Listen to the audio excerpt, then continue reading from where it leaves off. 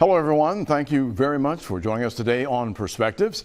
Today on Perspectives, we're talking about something that may not have been on the front burner for a lot of folk, that is, until last year in July of 2023, when the Mobile County District Attorney's Office sent out 15,000 letters to parents in Mobile County. The letters addressed excessive and chronic absences, tardies, and truancy. The COVID-19 pandemic was partly to blame. It had created a backlog of early warning truancy cases, but the DA's office, in doing what some called a shock and awe campaign, made it clear that it was time to get the truancy in the counties, their rate, under control. Mobile County Public Schools, the largest school system in the state, was not alone. The DA's office also included the smaller school systems, Saraland, Satsuma, and Chickasaw. The program is called the Helping Families Initiative. It's also a crime prevention program designed to address the chronic school truancy to get students back in school and on the road to their best possible future. The program was launched with full support of all the local school systems superintendents. Our guest today on Perspectives, Mobile County District Attorney Keith Blackwood. He's here today to share about the big success of the program's first year. The numbers and rates are impressive. All 4 of Mobile County's public school systems had decreases in truancy and chronic absentees.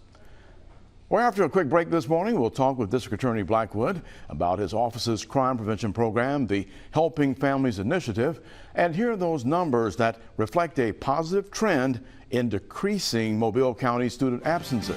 Perspectives continues in just a moment.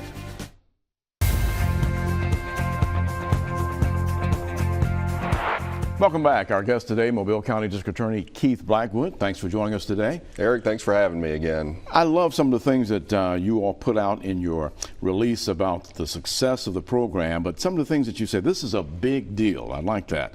These students are our future leaders, and they deserve our support. We must all come together as a community to do whatever we can to give them the best possible future. Absolutely, Eric. This program, the Helping Families Initiative, is all about our community here in Mobile County and making it the best community that it can possibly be. And a very critical part of that are our children, our students, and their success in school so that they can go on to have opportunities that they wouldn't otherwise have if they don't finish school. And that's why I really wanted to target school truancy as a big issue. You know, the law says the district attorney is responsible for that, and I take that to heart. We had a tremendous amount of success over the last year. After one full year in the largest school system in the state, which is the Mobile County Public School System. Some very good numbers. Right. We saw a 37% decrease in truancy and a 45% decrease in chronic absenteeism. Now this equates to thousands of students that were in school that otherwise wouldn't have been from the data over the past few years. And what are the exact differences between the two, the truancy versus chronic absenteeism? So the truancy rate kicks in at 8 unexcused absences, and chronic absenteeism would be 15 or more absences of any kind. And you know, we also handle the truancy petition side of things when we get to the point where a petition has to be filed.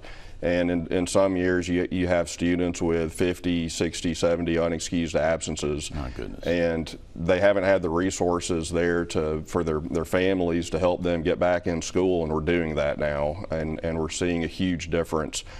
Based on the numbers from the Helping Families Initiative over the past year, we're now seeing it in just a huge decrease in the numbers of petitions that are being filed at the Strickland Youth Center. And I was going to ask you, when you said being filed, where is it being filed? And we're talking Strickland, and your numbers for Strickland were also down. Extremely impressive. Right, and I'm very proud of that. Over the last 5 years preceding this program, we would have anywhere from 600 to 900 petitions for truancy filed at the Strickland Youth Center, and over the last year we had about 150. So this is just a dramatic decrease. I couldn't be any more proud of this program and the team running Helping Families Initiative. And I really expect this success to continue, and over time, as our students are graduating high school and they are realizing these opportunities that they're going to have, we are going to see a decrease in crime in Mobile County. You know, we'll talk about some of those different points. What was your, I guess, response from Strickland with Judge Naaman and the crew there? Because I know in some of my visits over there, very busy, a lot of activity going on, and those, I guess you'd say, truancy court sessions are always extremely earth-moving, so to speak, and heart-wrenching. Right, they can be. I've had a lot of success in Judge Naaman cooperating and kind of retooling how we handle truancy out at the Strickland Youth Center. It used to be that a few cases would be thrown in with any given juvenile criminal docket. And in working with Judge Naaman, I have gotten him to agree to have just one large truancy docket a month that retired Judge Hardesty will come in and preside over. And so far we have had 2 of those, the second one being today. And I've been, as district attorney, handling those truancy dockets. And what are the results that we're seeing in the parents and who are now seeing that you're here not to just lay the gavel down, but you're here to help their family? Well, the parents, when it comes to the Helping Families Initiative, you know, our team does an in-home family assessment where they really identify whatever the problem is that is leading to their child's truancy. And it can be any kind of situation. And so their job is to fix any problem, putting them in touch with community resources that are already out there. And that's important because it takes the entire community to fix this problem. And so we have had very receptive responses from the hundreds of families that we have directly served. And we've had a lot of success getting them the resources that they may not have even known existed in order to fix the problem to get their children in school. That's so important. Now, taking us back a little bit, I know that I think I mentioned to you last time we talked that retired DA John Tyson Jr. was excited about what was happening with the program, what you were doing with it today. It started back then. Were there any difficulties in getting things geared up again for what your plan was? Well, the program was started by former DA Tyson back in the early 2000s. And you know, really to restart it, it came down to building the team and finding the leader for that team. Starting with our executive director who came to us with really a full knowledge of the program, and that was so important because there's a lot of literature, there's a lot of data out there on the program, and she was well qualified right from the beginning. And then she built out a team of social workers that are working in sync every day and really serving these families no matter what the circumstance is. So it came down to finding that leader and then building out the team that can work together. And that was a process that started in January of last year. And then when we rolled it out in the fall of last year, we were ready to hit the ground running. And I think these incredible results bear that out. When we come back after the break, we'll talk about some of the specifics of what the program does and what it offers, because I'm sure there are people who probably, if they haven't heard about it yet, are interested after hearing you today talk about this. So when you talk about together we get these students back in school, who are the together? Who are we talking about? Sure. We have an interagency team as part of Helping Families Initiative, and there are many organizations across the community that are a part of that. And if there's anybody out there listening that you have or know of an organization that is geared toward helping students, we would love for you to be a part of our interagency team. And you can get in touch with our office, and we are continually growing that team because it truly is a community-based effort. We cannot provide all of the services for any given situation that anyone could possibly need. But together as a community, we can do that for these families and make sure that these kids are in school and behaving and graduating. I guess one of those old statements that we've used in the past, it takes a village. Everyone who was concerned about making a difference, because I think one of the things that you brought to the forefront of this was the fact that it's not just an issue of school, but there's some things that people do when they're not in school and they're supposed to be.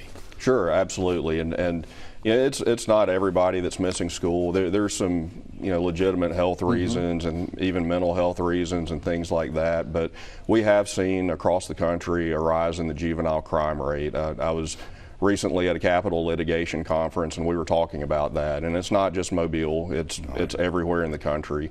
And so Helping Families Initiative really is crime prevention in that way too, because if juveniles that might be likely to be out there getting into trouble, if we can get them in school, they're not going to be out there getting into trouble, and we're going to see a reduced juvenile crime rate as well.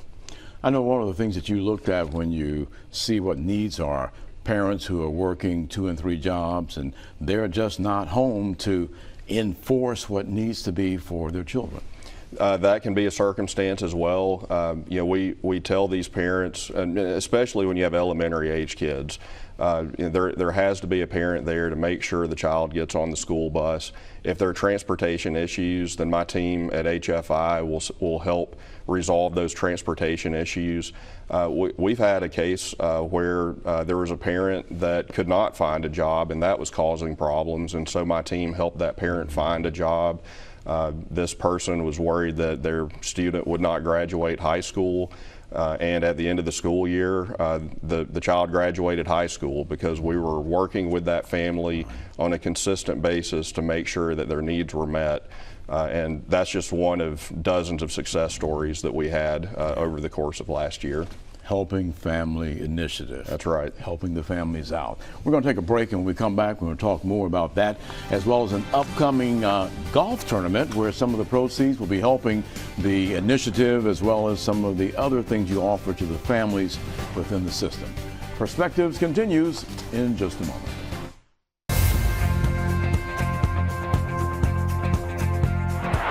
Welcome back. Our guest today, Mobile County District Attorney Keith Blackwood, and we're talking about the success of the Helping Families Initiative, seeing the numbers change dramatically from the previous years. And of course, COVID-19 was to blame somewhat for some of that, but you have gotten people now thinking, and it's a forefront mindset now instead of something on the back burner, as we said earlier.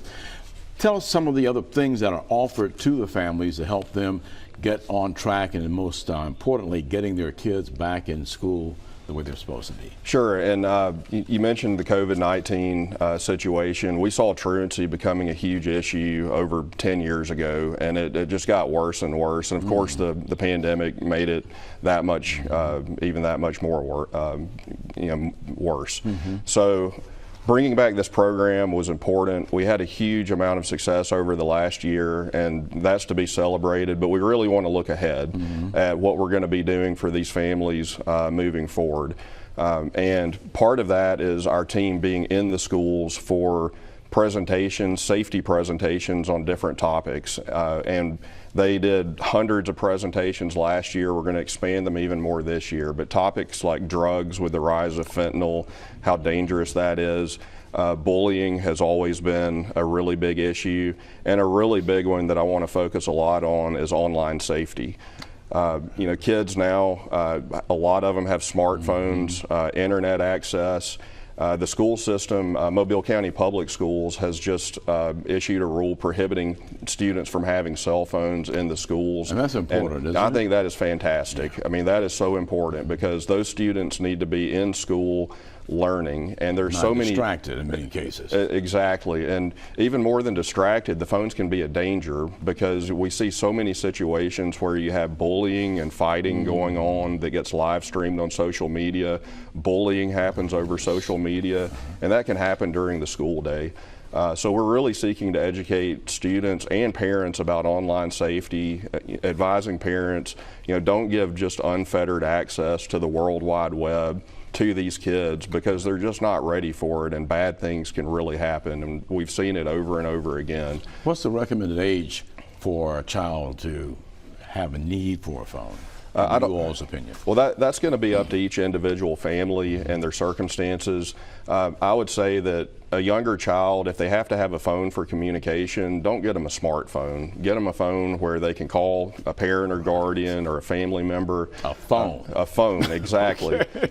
And At some point, as kids grow up, they're going to want social media and everything. I mean, they want it when they're little kids now, but just unfettered access to all the predators that are in the world, all of the scammers and the fraudsters. We've seen so many situations where children get taken advantage of. There are human trafficking situations, just the worst things that you could possibly imagine. We're in a corridor where that human trafficking is very a critical issue that has to be dealt with. It really does, and you know, there's so many situations where a child might be thinking they're talking to another child of the same age, but really it's an adult, and the adult will coerce that child into using their smartphone to do things like take inappropriate pictures, and then they'll blackmail that child to get them to do basically whatever. These are terribly dangerous situations. You've seen suicide rates across the country among children skyrocket because of social media and unfettered access to the internet. So we really want to encourage parents to be vigilant, and that's something that through Helping Families Initiative and some other ways, I speak about this as well. We're really encouraging children to be careful and for parents to be vigilant. Just in the last couple of weeks, we've had several predators where they've been arrested, and we have them on camera. I have one guy that left Mobile, went over to, I believe it was Louisiana, and got in, well, I guess it was Louisiana or Mississippi Gulf Coast, but right nearby, and has now been arrested for what they were up to. So it can happen, and it happens right here in our area. It sure does, and it's something that we want to fight every day. Anything else with the Helping Families Initiative that we wanted to add that's a major selling point, I guess you could say, to the families where they want to be a part? Sure. You know, we want to intervene as early as possible. If there's a family, you know there's a problem, you're going to get a letter from my office at, I think, 5 unexcused absences for an early warning truancy program. I would encourage you to come to that session. We got a lot of referrals out of those sessions, or you can even contact us before if you think that there's going to be a problem with unexcused absences. You know, my team stands ready to help no matter what the situation is. We know parents want their kids to be successful, but we live in a world where everyone is busy. We are hit every day with information nonstop, 24/7. And sometimes people just need a helping hand, and that's what this is about. Very good program. So as we talk about the school year, any other areas we want to mention in that? I'm looking forward to a successful school year. We're just getting started now, so hopefully our parents will have a renewed focus on that. All right. So there's a golf tournament coming up that the organization will be benefiting from. It's called For. What's the rest of that? Justice. For Justice. Yeah, there we go. I love that name. It's For Justice. It's our golf tournament. The Mobile County District Attorney's Office Foundation is putting this on. It's going to be September 19th at Magnolia Grove. And this is a golf tournament that will benefit our prosecutors in their training. We want to have the most professional and most elite prosecutors around because of the crimes that we deal with here in Mobile County. This will go toward some specialized training for them, as well as fully support our facility dog, Fiji, who we use to help with witnesses, especially children and people that might have some anxiety about testifying in court. So we're proud to have this golf tournament. Our title sponsor is Lexus of Mobile. And if anybody needs any information about it, we're going to have the website here. So I hope we have a people will look at poster that. also to show. There's the dog. Is that Fiji? That's Fiji. Okay. And of course, we know how well. Oh, that's with our Brendan there. He needs some comfort there after some of the stress he has on the day and some of those stories he's covering. And that's definitely some of the things we hear about those support dogs who can make a difference for not just the kids, but even adults. They truly do, and we've been able to utilize Fiji in several different cases as well as witness preparation. But when we're in trial and we have someone that is in need of just that comfort, Fiji is in the courtroom and the jury never even sees him. He's just under the witness stand, there to be a comfort to the witness, and we've had a tremendous amount of success utilizing Fiji, and it's honestly, it's not a bad thing to have such a good dog around the office. That's very true. And I think we had the poster to show also for information on the golf tournament, For Justice, a great fitting name there. Okay, I guess there we go. And of course the date, and information for contacting to register your team. Are you bringing teams of 4 are participating? Is that how it works? They will be teams of 4, and it's going to be in a tournament kind of format. And of course, at that beautiful golf course there in Magnolia, definitely a great place. Absolutely. Well, I guess D.A. Blackwood, one of the things that we always want to be on top of is making a difference in fighting crime in our county. When you look at the success of the last couple of years, how do you feel about that? I feel like we're moving in the right direction. When I was running for this office, the backlog of cases was a really big deal. COVID played a big part of that, but it really started back in 2016 when we had some particularly bad years with violent crime. When I took office, we started making a few changes. I was able to hire some more prosecutors, and we now have far fewer cases now pending than from before COVID. So we've really, numbers-wise, we've gotten through that backlog. We've done it by prosecuting cases, holding offenders accountable, and utilizing those additional resources. Now there's still a few cases, bigger cases out there that have some age on them, and so we're really focusing in on some of that. But really our goal is to get to a point where justice can be swift, because we're entering a time of the year right now where traditionally we have a little crime spike. Hopefully it won't be so bad this year, but for us to hold these offenders accountable in a way that is going to matter, in a way that affects them, it's got to be swift. And we're going to do it right, and we're going to do it swift. All right. Well, we thank you for joining us today, and of course, looking forward to hearing much more about the successes coming out of the DA's office. There's the information for contacting the Helping Families Initiative program, as well as the DA's office, phone numbers and the website. And you're also available on Facebook and all the social media platforms available there. We thank you so much for joining us on Perspectives. We'll see you next time here as we talk about things affecting the community.